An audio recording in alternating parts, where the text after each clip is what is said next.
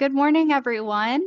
Welcome to another week of United Way for Southeastern Michigan's What's the Word Wednesday, where we share important resources and have vibrant discussions about topics that matter most to you. My name is Shayla Zimmerman, and today we are here to celebrate Women's History Month as we recognize the contributions of women and the important roles women have in philanthropy and nonprofits across our communities. Women's History Month is held in high regard here at United Way. In fact, 3 out of 4 United Ways across the globe are led by women, including our own chapter. You may be familiar with our annual Women of Influence Summit or Power of the Purse events that take place in March by our Women United philanthropic group. Both events highlight the great work that women do in Southeast Michigan while fundraising to improve our communities. As an organization that prides itself on serving the community, we are delighted to showcase women leading the way in philanthropy by giving their time, talents, and treasures. Today, we'll be joined by 4 exceptional women who serve on various nonprofit and foundation board of directors, setting an example of how we can all be in service in our region. Before we dive in to introductions, I want to give a quick reminder to our audience. Closed captions are enabled on Zoom and Facebook Live. To turn them on, please click on the Show Captions button at the bottom of your screen. So let's kick it off. Let's introduce our 4 panelists for today. First, we have Wendy Lewis-Jackson. Wendy is the Managing Director of the Detroit program at the Kresge Foundation. Wendy leads the Kresge Foundation's efforts to revitalize Detroit and strengthen its social and economic fabric. Her work supports organizations by providing economic opportunity for low-income people and addresses the needs of vulnerable children and families. Prior to joining Kresge in 2008, Wendy was a program director for children and family initiatives and the executive director for education initiatives at the Grand Rapids Community Foundation in Grand Rapids, Michigan.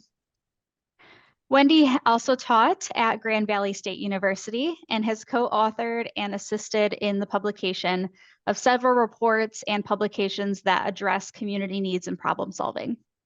Wendy currently serves on the board of directors for the Detroit Riverfront Conservancy, the Marygrove Conservancy, the Jalen Rose Leadership Academy, and the United Way for Southeastern Michigan. She also serves on the executive board of the Live 6 Alliance. Welcome, Wendy. We're happy to have you. Thank you, and good morning. Good morning.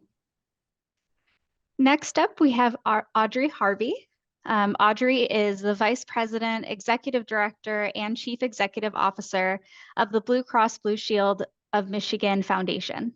Audrey Harvey joined Blue Cross Blue Shield of Michigan Foundation as a tax manager and served in many roles before becoming the foundation's VP, Executive Director, and CEO. Within her role, she has developed 3 continuous funding collaborations that expanded the scope of grant making and grant recipients to adjust equity and inclusion. She holds a Juris Doctorate and Master's degree in taxation from Wayne State University, go Warriors, and has a Master's degree in public health from the University of South Florida. Audrey currently serves on the board of directors for the Belle Isle Conservancy, Southfield Fire and Police Retirement System, City of Southfield Retiree Healthcare Benefits Plan and Trust, Accounting Aid Society, and she's the treasurer for Rain Catchers. She's also the former treasurer and advisory cabinet member at the Council of Michigan Foundations. She's a member at large for Grant Makers for Effective Organizations and National Association of Black Accountants. And this is a cool tidbit I saw, is that she's also a master gardener in Oakland County, Michigan. That's very cool. Welcome, Audrey. Thank you very much. I'm really happy to be part of the panel this morning. Thank you. Next up, we have Maria Dwyer. Maria is the member in charge and co-practice leader of the food, beverage, and hospitality team at Clark Hill's law firm in Detroit office. Maria serves as the co-chair of Clark Hill Bold Detroit, which is the firm's strategy to promote women within the firm, the legal profession, and the business community. Maria litigates employment and business cases and advises senior management in employee and business considerations. As a certified hearing officer, Maria investigates Title IX claims and counsels educational organizations in Title IX issues. Maria works with her clients to conduct workforce and senior management training and develops policies and strategies for workforce optimization. Maria earned her bachelor's degree at Michigan State University and her Juris Doctorate degree from Michigan State University College of Law. Maria currently serves on the board of directors for our very own United Way for Southeastern Michigan. Welcome, Maria. Thank you. Good morning, everyone. Good morning. Thank you. And last, but certainly not least, we have Tonya Adair. Tonya is United Way for Southeastern Michigan's Chief Development, Diversity, and Engagement Officer. Tonya joined United Way in 2018 and provides executive oversight for the organization's fundraising efforts, as well as diversity, equity, inclusion, and engagement strategies. In this role, Tonya collaborates with all areas of our organization to ensure cohesiveness and shared decision-making that is needed for each department served. Prior to joining United Way, Tonya spent 26 years as an educator. Her roles range from teacher to high school principal to chief innovation officer. She holds a bachelor's degree in education from Grambling State University in Louisiana. I hope I pronounced that right. And thank you. And a master's in education administration and leadership from Alverno College in Milwaukee. Throughout her career, Tonya has served on numerous boards across multiple states. Currently, she serves as a member of the board of directors for our Boys and Girls Club for Southeastern Michigan. She is also the board chair for City Year Detroit. Lastly, she serves as an advisory council member for Greenlight Detroit and an executive lead for Connect 313 and Tech United. Thank you so much for joining us, Tonya. Thank you, Shayla. I feel honored to be among such great women. Yes, absolutely. Well, thank you, each of you. Happy Women's History Month to each of you and International Women's Day, which just passed. Thank you for being here. We really appreciate the work that you do in our region, which is so vast and impactful. So let's kick off our discussion, shall we? So my first question for you all is this theme for this year's International Women's Day is inspiring inclusion. Can you share what that might mean to you in your work and your philanthropic support?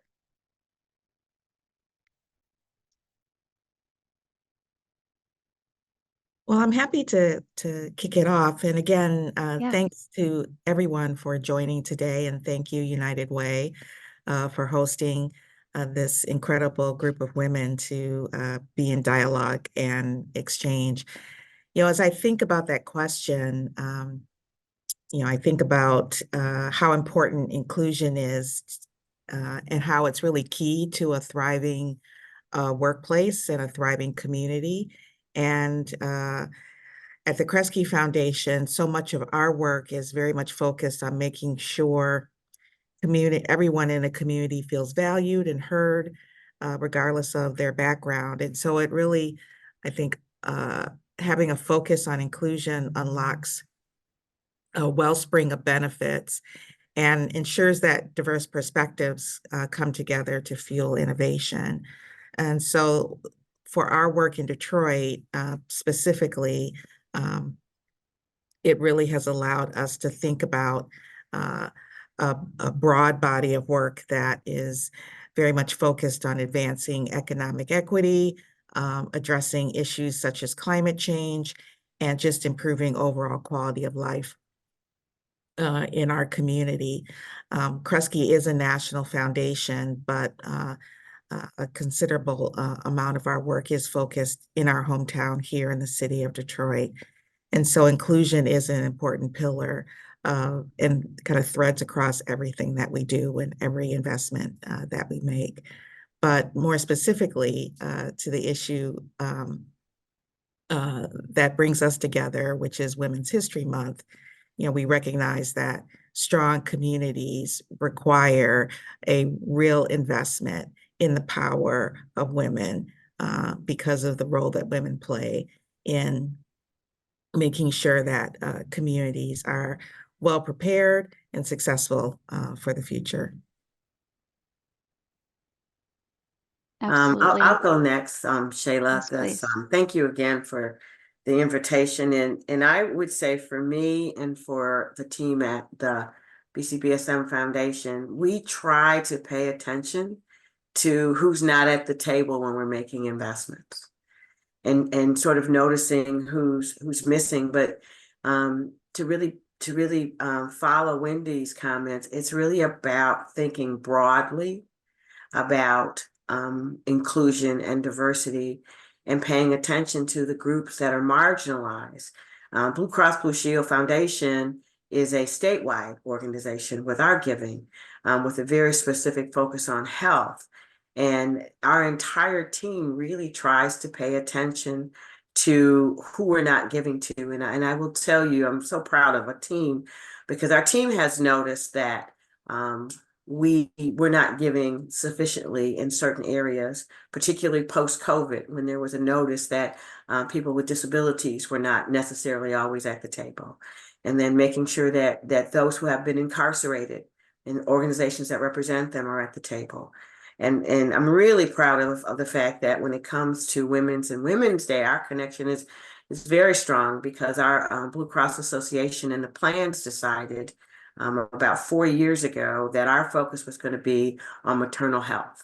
And our foundation, along with several others that do giving in Detroit, have really leaned into maternal health, because, making sure that we have strong women who are able to bear strong children in our community is key to continuing our residence here in the state of Michigan. Thank you. I can jump in Thank next, you, Audrey. Shayla. Yeah. So for me, I'll come at it from a board perspective. What does it mean to be inclusive as a board member? To me, it means being an ally, offering support, elevating my fellow female board members. I look at the United Way, and when I joined several years ago, they have a great policy for new board members where they pair you with an existing member who serves as your ambassador. I think that's a great way to welcome new board members to the table. You can ask questions in a private setting, and it serves as a person that you already know when you walk into the room, and a bit of an ally to you. So from a board perspective, that's what inclusion really has meant for me. As a labor and employment attorney, I serve my clients in ensuring that they are properly trained in what diversity, equity, inclusion means and looks like in their organizations, making sure that from the bottom up and top down, everyone is ensuring that they are welcoming and allies to one another. Here at Clark Hill, you mentioned our BOLD program, which serves our female professionals. It's checking in again, making sure that right assignments are being distributed to everyone equally, ensuring that opportunities are across the board, and just making sure folks are getting the experience and exposure that is equal, again, across the board. I'll jump in. Yeah. For me, it means so much for my work that I do, as well as serving on the board. That's why at United Way, we've implemented certain things like the Racial Equity Fund, for instance, not only just focusing on BIPOC-led organizations, but we also funded women-led nonprofit organizations and other diverse groups. Also, growing up in the South, I often witnessed how women could only serve in certain roles when I was growing up, and they felt like they didn't really have a voice.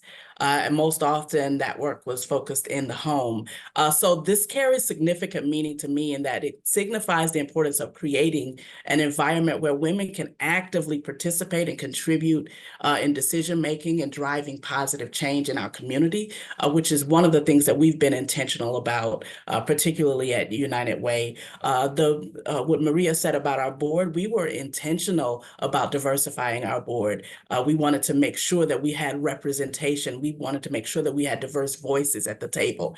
It's about recognizing and valuing the unique perspective and experiences that women bring to the table. And that wasn't always celebrated.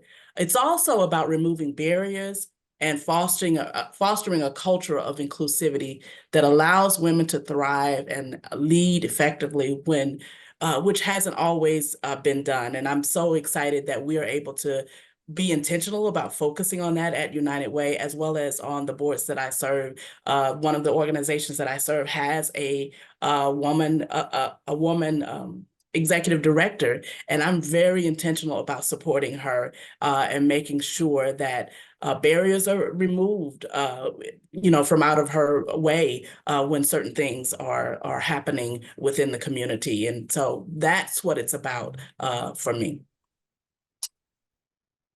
Yeah, thank you. Thank you all. I think I'm hearing a lot about like inclusivity is intentionality and making sure that we're doing and acting on our values as well. So thank you for that. And as we heard in each of your bios, you all are phenomenal women that wear many, many hats, right? And you make a huge impact in our communities. So what sparked your desire to serve on a board of directors, and how did you hone in on a specific cause? Shayla, I'll start this one. For me, I've always tried to marry my personal interest with use of talents. Some talents are God-given, some talents you earn by studying, and trying to lean into those. And for me, always having been raised in a home where giving back to the community was important, I began my career, if you will, volunteering for the Accounting Aid Society and VITA teams, which I know United Way is very close to VITA, which is very pleasant.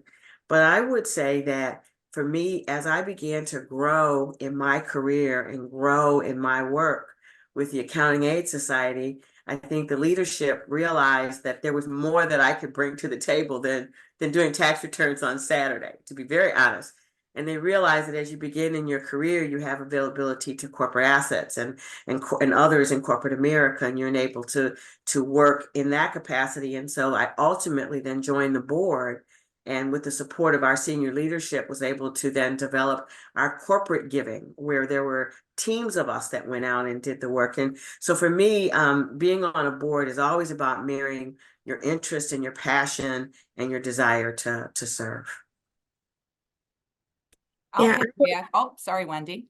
No, go ahead, Maria. Thanks, Wendy. What class are we? Leadership. 35. 35, best class ever, right? And we haven't seen each other in a minute. Good to see you. Good to see you too. I just wanted to piggyback off of what Audrey mentioned, and that, as women, we enjoy multitasking. And so I agree, Audrey, with your comments that find something that mirrors what your professional life and maybe your personal life, what you're going through. I started my board service almost 20 years ago locally at our community library foundation because I grew up in the library. So I think if you go into volunteerism with an area that you're passionate about, that passion comes through in your board service. And similar to Audrey, as a lawyer, I find myself joining boards and then looking for ways that I can best serve. And as a lawyer, that's typically governance, DEI initiatives with my labor and employment work. And so that's where I've focused my efforts and have grown from the 20 years ago to serving on more than 8 boards today, including the United Way. I was going to mirror the comments around connecting your passion and your purpose in thinking about board service. As I thought about the question, though, I have to be candid and just say that I didn't start out actually thinking about board service as a way of giving back. But as I have really thought about how to change communities, how to bring greater innovation to communities, and specifically the kinds of organizations that are going to make a difference and make meaningful change for women and girls in our community, board service really became front and center for how I think about kind of marrying my passion and my purpose. Because boards and the organizations that we serve as board members. They're about changing policy and practice in communities, and it's important for us to have our voice at the table, ensure that we also provide pathways for other women to be in those seats when it's time for us to move on to the next thing. Kind of like Wendy, I didn't start off with that desire. The first boards I sat on probably about 15 years ago or so, I actually served in proxy of my leader. When my leader wasn't able to make it, they would send me to sit at board meetings and get all of the information. And I found myself leaning in and adding to the conversations and sharing ideas, but I didn't have the voting power. Which was really, it became something that others were recognizing that I had a voice and I had so much to say. But then because I was in proxy of someone else, I didn't have, I couldn't really have that influence. And so with that, I was inspired to begin truly looking and seeking out boards. And it started with just things that I was passionate about. As a former educator, you know that I'm passionate about helping young people succeed at life. The two boards that I serve on currently are organizations that are youth focused. And so really that's what my passion is. And those are the boards that I serve on now. I have served on other boards that were more of community service. So all the things that uplift the community and help people thrive, that's the thing that I'm passionate about. So that's where it starts in living out your passions and making a difference and being an influencer, particularly around the things that you're passionate about.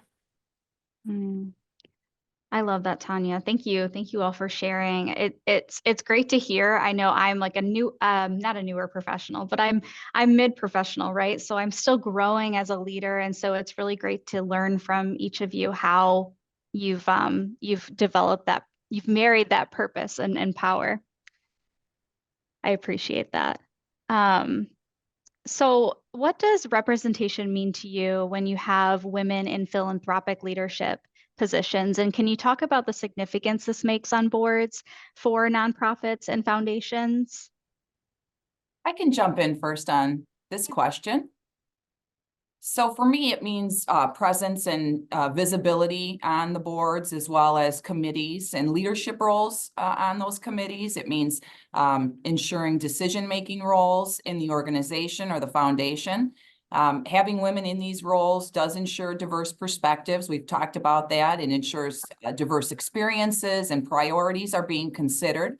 It also ensures the needs of women and girls are being addressed within the philanthropic sector.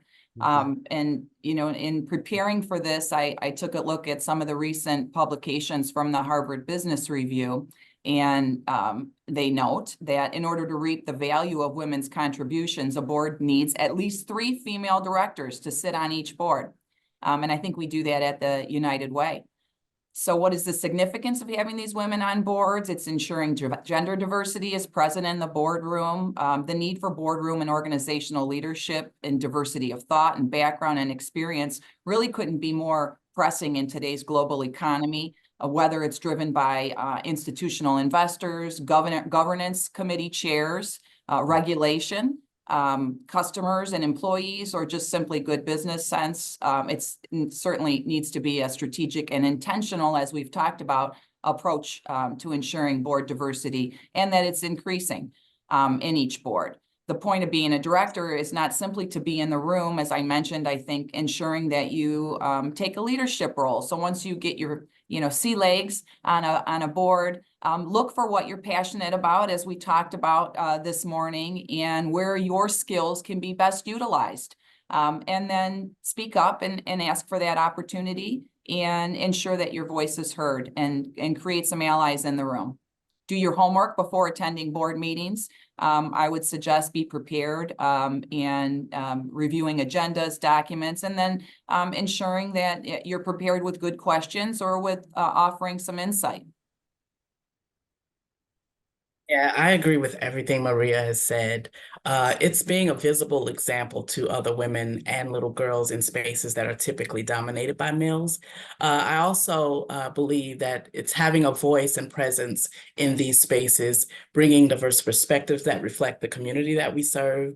As women, we typically wear many hats, as you've already said. We're in the home, we're in the community, we're in civic organizations, on our jobs, and in the boardroom. And because of this coupled with the empathy and compassion that we naturally carry for others, we represent diverse perspectives, then ideas that we bring in a decision-making process impacts a lot of people, and we understand that.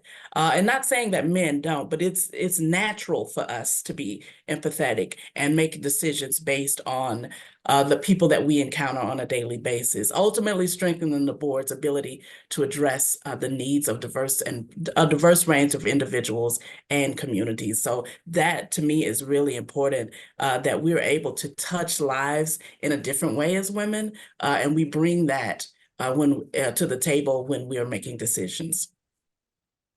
Yes, yeah, I would add that, like my colleagues, the fact that just strong representation of women on boards, particularly in philanthropy, is an imperative. It's really crucial because let's be real, the sector that I tend to work in, philanthropy, is still pretty male dominated in terms of leadership. And so the fact that we're making inroads and having strong representation of women in the sector is so important. And as Maria and Tonya have already said, it just is critical because women bring a lived experience that is just so important to the rooms where resources are getting decided and policies are getting decided in these organizations, and making sure that we have a seat at the table, and being able to bring that lived experience, bring our voices to policy and financial decisions that boards tend to focus on is just really important. Otherwise, the issues that we care about will be overlooked. I don't have anything to add on this one. I think it's all been said. Yes, absolutely. And it's really powerful too, how women are naturally multitaskers. We're naturally empathetic, and that's of value to organizations. So thank you for highlighting that. And I kind of want to pair this next question with a question we got in the audience and ask you all, have you faced any barriers in your leadership and philanthropic journey? How did you navigate those, and what did you learn from them? So that's part of the first question. But then in addition, we had an audience member ask, what happens if you aren't feeling heard by your colleagues in leadership roles? So if you could kind of combine those two in this response. I'll jump in and start with this one. Thanks, Tonya. Interesting. There have been times in my leadership journey, one that I'll talk about is organizational culture. Sometimes organizational culture doesn't necessarily align with my leadership style or my values. And to be honest, it's not working for most. This meant I had to either help to make positive change and move on. That means lifting my voice, or I move on, and if you move on, then you're not able to make that change within the organization. But how do you become an influencer within the organizations that you serve? It could hinder your ability to lead effectively, but if you speak up and then speak with others who have the same values that you have, together you can begin to make positive change. One of the things I had to learn was not become a part of the negative culture, but do my part in helping to shape a more inclusive and collaborative culture, which helps to shape the organizations. There have been times when I've felt that others have attempted to silence my voice, to speak to the question that was asked, particularly when you're in a meeting, just say in a board meeting or in your organization, and you raise an idea that no one else acknowledges. And later on in the conversation or a few days later, somebody else comes back with the exact same idea in the discussion. And it's the best thing since sliced pie. And so you recognize, okay, you said it, someone got it and ran with it, and that's great. You run with the idea. As long as it's a good idea, you help make it happen. But also recognize that you have to also speak up for yourself in situations like that. That is something that I've experienced over several years of being a leader, and continue. Actually, it's not experiencing now, per se, but it's something that I recognize even in others, that if I see someone lift an idea that's a great idea and no one is saying anything, I've learned to speak up for that person to make sure that their voice is heard. I love this question. Voice, as to Tonya's point, is so critical, and building the confidence to be able to elevate your voice. It takes time, and it takes mentorship and having allies, to Maria's point as well. I think, if I think about the experiences in my career in this sector where I've either been underestimated or had to work even harder to have my voice heard, it's been important to have an inside and an outside game. And this is kind of one of the superpowers that women have in terms of our ability to network within a culture, but also pull to our allies and our mentors and other women in particular who are outside of the culture to amplify what you're trying to accomplish, be a resource for you, and basically be able to speak your name in rooms of other opportunities. Wow, that's a great answer, Wendy. I like that because it speaks to all work environments pretty much. But I would say one of the major barriers I've been exposed to is trust. I've been at the Blue Cross Foundation 14 years, but been with Blue Cross for 33 years. And so my last role before the foundation was that as of corporate controller. And what I have come to realize in the last 4 years is that it really boils down to trust and having people trust you and you trust them. And I think it is easier to see these days because we talk more about inclusion and diversity. And we are forced to acknowledge the differences that we have with others, whereas before we would maybe just see black and white. Now we see black and white, we see male, female, we see middle income, low income, higher income. You see more educated, less educated. Now we really do notice all the differences and all the intersectionality that people live each day. And that makes trust difficult. It makes it because you don't understand each other. And so for me, I found that communication, and I live by the book, The 4 Agreements. And so when I don't take things personally, first of all, never taking things personally and being willing to delve into communication and talk about things you don't understand. Although Wendy's right, you need an inside game and an outside game. You need 2 games. But having that understanding that it takes communication and it takes active, real listening to know where people are coming from. And then when you wrap all that together, you have to understand who owns the power. If you've never been part of a power discussion or understanding who owns the power, where are you in relationship to the power, and how to work with the power. When you walk onto any board, as Tonya said, there is a culture, there is a rhythm, and there is a process. And as a person who's joined 2 new neighborhood boards, I have learned that I need to sit back and understand the process and who has the power before you can even try to change it.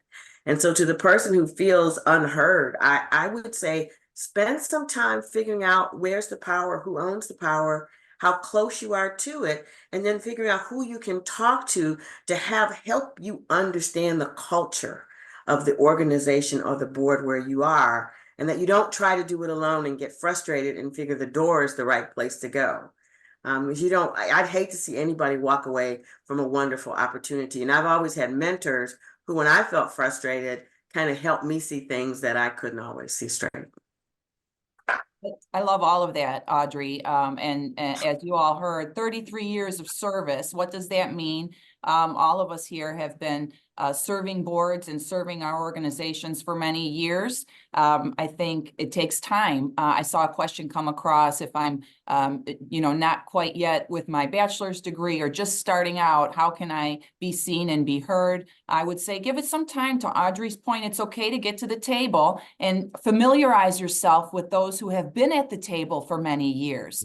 And then creating allies is a big word we keep talking about. It's something that we strive to press here at Clark Hill, ensuring that you get to know your board members, attend the events, get to know them on a personal level. And if there is an issue that is keeping you up at night regarding the board or the foundation that you're sitting on, get others to the table before you get to the table. Right. And so share with them your idea and ensure that you have support.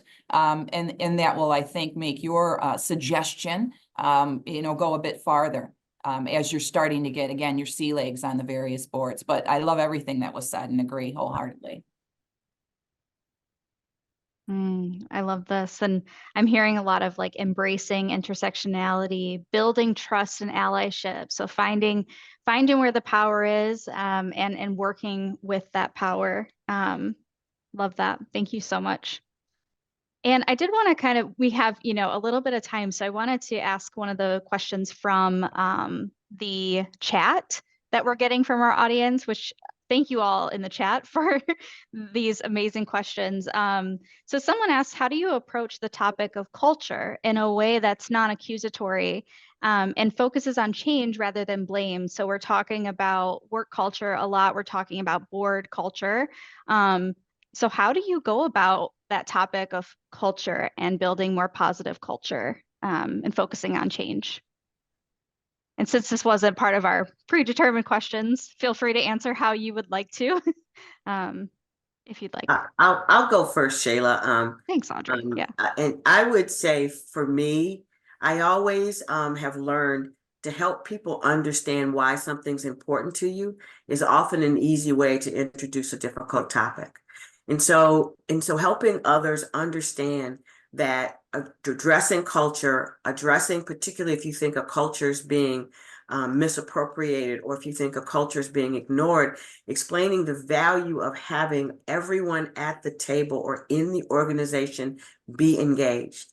At Blue Cross, we have like 14 different employee resource networks, because if employees don't feel heard and if they don't feel seen, like any person, if you don't feel heard and seen and valued, your ability and or maybe desire to be engaged and productive could be hampered. And so it's a value to any board or organizations. If you want to get the best out of everyone, then you have to appreciate everyone.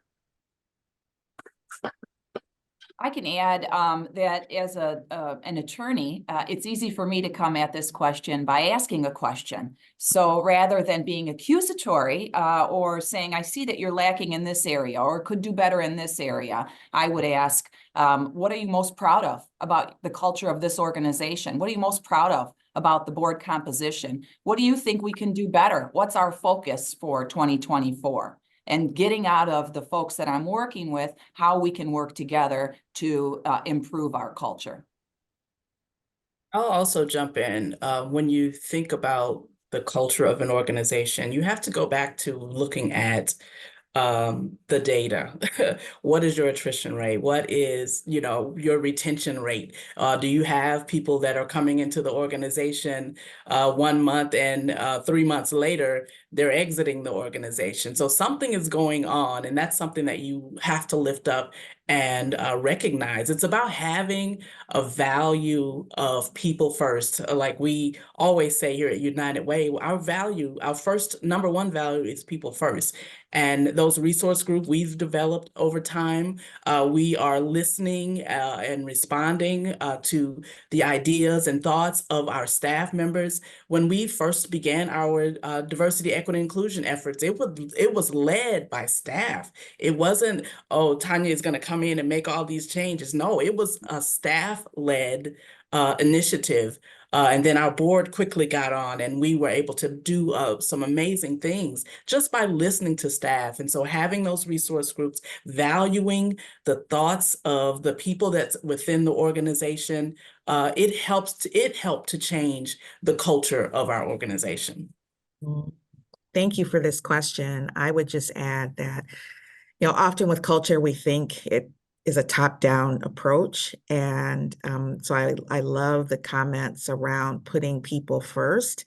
And it might be because of the community organizer in me, but it is very much, how do you begin to work with others and build a base that, centers people, centers, their voice in the change, and helps to expand that network and grow, as opposed to waiting from a culture shift from the top down. There is very much to be said for thinking about how do you lead from the bottom up. I really appreciate that. Thank you all for answering that question. And the community organizer in me also is coming out and saying that power is in the roots, right? So if you have that root, if you're part of that root, you can definitely make a change. So thank you. My final question for you all is, if someone is inspired by this great fruitful conversation to join a nonprofit or a foundation board, how should they go about doing that? And what advice would you give them? Starts with determining what is their passion. You can do that by volunteering at various organizations. You can find, of course, I'm going to plug United Way. You can find several opportunities to volunteer on our portal, volunteer portal, but volunteer at organizations. Once you find an organization that you love and want to engage in a more fruitful way, want to influence what happens around that organization or within that community as a board member, then you keep showing up. Be a champion for them, serve on committees, lend your expertise and skills to support their efforts, serve as a thought partner. All of these things are things that you can do to just determine if this is the organization that I truly want to serve as a board member. And when you find that organization that you're willing to champion and give your time, talent, and treasure to on a regular basis, that's the board you should serve. That's how you find that opportunity. I'd have to plug. Oh, go ahead, Wendy. Make a shout out for United Way. Actually, I started my career in philanthropy in the United Way system. But if you don't know, what your passion is specifically, becoming a part of the United Way as a volunteer just helps to, give you a broad sense of what is going on in the community, where then you can begin to kind of narrow and hone what organizations really resonate with what you're trying to accomplish, both personally and professionally. Thank you, Tonya and Wendy. I was going to add to Tonya's comments that a lot of people don't know that boards often have subcommittees. Mm-hmm. And if you've already volunteered, you don't have to be typically voted onto a subcommittee. You just have to find out, and most organizations have their boards and committees listed in your annual reports. You can reach out to the chair of that committee or the employee responsible for that committee and join that committee. You won't be at the board meetings, but you'll be working on that committee, and that kind of works you up to be someone that everybody gets to know if there's that process. But it also helps you understand, is this something you truly want? Because as a board member, you have a leadership and a fiduciary responsibility to carry out and make sure the goals and mission and vision of that organization is carried out. And sometimes that means hard work. Mm-hmm. So you want to know if you really want to be part of that. And so I would just add to Tonya's comments and say, try to join the subcommittee by contacting the chair of a committee. I agree with all of that. Thank you, Audrey and Wendy and Tonya. Follow your passion, number one. And if you are on a subcommittee or join a board and you find that it's not a good fit, it's okay to move on. Give your heart and soul while you're there, and then move on if you feel that you need to, and give another person an opportunity to serve. That's perfectly fine. I think I'm sure you've heard from all of us that volunteerism and serving on boards, it's like therapy for our souls. And so find your passion and put your heart into it, and success will come from that. I love that. Thank you so much. And thank you all for being here and sharing your experience, your insightfulness. This has been a really fruitful and great conversation. Thank you all. Thank you. Thank you. Thank you. Have a good day. I do want to, I have a few more updates for our audience before we close. So as a reminder for anyone who may be experiencing a need, our 211 helpline remains available 24 hours a day, 7 days a week. This includes resources like food, utility assistance, and much more. We always maintain a running list of available resources and services in the community and can connect you to the support that you need. You can also look up resources in your area by using our 211 resource database at unitedwaysem.org/211. And if you're a podcast fan like me, I'd encourage you to check out our Washtenaw United weekly radio segment on WEMU. This partnership features the leaders and organizations who are creating opportunity and promoting equity in Washtenaw County. Every Monday in March, Washtenaw United has featured an interview that centers in recognition of Women's History Month. So listen to our 2024 Power of the Purse Woman of the Year, Alfreda Rooks, discuss women's leadership in the medical field and the caring for the community with an equitable mindset. To listen, please visit wemu.org/Washtenaw-United. And did you know that March is National Reading Month? So please join us next Wednesday, March 27th, to celebrate reading, literacy, and learning from a panel of local library leaders. To stay updated on our upcoming topics and watch replays of previous town halls, please visit unitedwaysem.org/virtual town halls. Thank you so much, everyone. We will see you soon. Stay safe and continue to live united.